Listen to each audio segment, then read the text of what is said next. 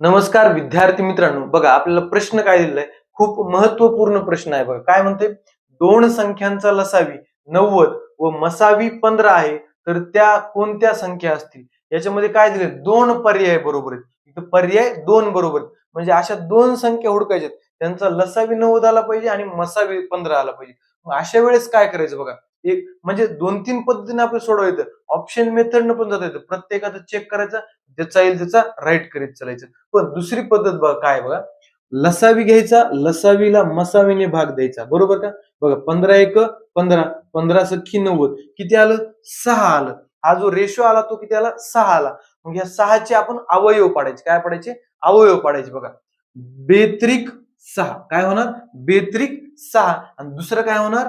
6 एक 6, बरोबर का? मग अशा संख्या बघायच्या त्यांचा रेशो 2 जसे 3 तरी आला पाहिजे, नाहीतर 1 जसे 6 तरी आला पाहिजे. बघा यांचा रेशो काय येतो बघा, 15 एक 15, 15 सख्खी 90, यांचा 1/6 येतो. म्हणजे हे तर ऑप्शन बरोबरच असणार आहे. बघा 15 आणि 90चा लसावी 90च येणार आणि मसावी 15च येणार. आता आणखी एक दुसरा ऑप्शन कोणता येणार बघा, ज्याचा रेशो 2 जसे 3 असणार. बघा 15 दुनी 30, 15 त्रिक 45, याचा रेशो आलेला आहे. बघा 30 आणि 45चा लसावी काढला 90च येणार, मसावी 15च येणार. म्हणजे दुसरा ऑप्शन पण हेच बरोबर आहे. आता हे ऑप्शन काय येणार नाहीत बघा, इथं तो रेशो येणार नाही. बघा 15 एक 15, 15 चूक 60, 1/4 रेशो.